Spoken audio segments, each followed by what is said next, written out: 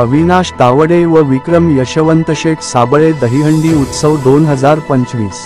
वासरंग भैरवी गोविंदा पथकाने फोडली दहीहंडी।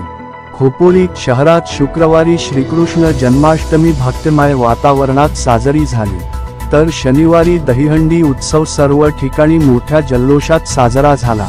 सकाळपासूनच शहरात बालगोपाळ आणि गोविंदांनी दहीहंडीची तयारी केली असून प्रमुख नाका, चौक आणि रस्त्यांवर दहीहंड्या बांधण्यात आल्या होत्या। अशाच प्रकारचे खोपोलीत मुख्य आकर्षक असलेली दहीहंडी उत्सव साजरा करण्यात आला, तो अविनाश तावडे व विक्रम यशवंत शेठ साबळे दहीहंडी उत्सव। दुपारपासून गोविंदांची एकाहून एक गाणी वाजवत डीजेच्या तालावर फिरकत दहीहंडीचा माहोल सुरू केला होता।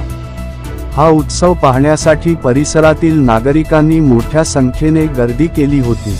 डीजेच्या तालावर व ढोलताशांच्या गजरात दहीहंडी सलामी देण्यासाठी अनेक पथकांकडून उंचवत 6 ते 7 थार लावण्यात आले असून सुमारे 1 लाखाच्या पेक्षा अधिक बक्षिसाची दहीहंडी उभारण्यात आली होती।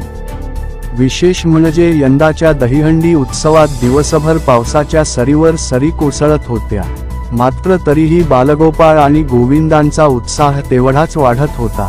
अविनाश तावडे व विक्रम यशवंत शेठ साबळे दहीहंडी उत्सवात मुंबई, पनवेल, कर्जत, खालापूर येथील विविध पथके उपस्थित होते, तसेच लोणावळा येथील महिला पथक यांनी सुद्धा हजेरी लावत सलामी देण्यासाठी उंच थार लावून बक्षीस जिंकले।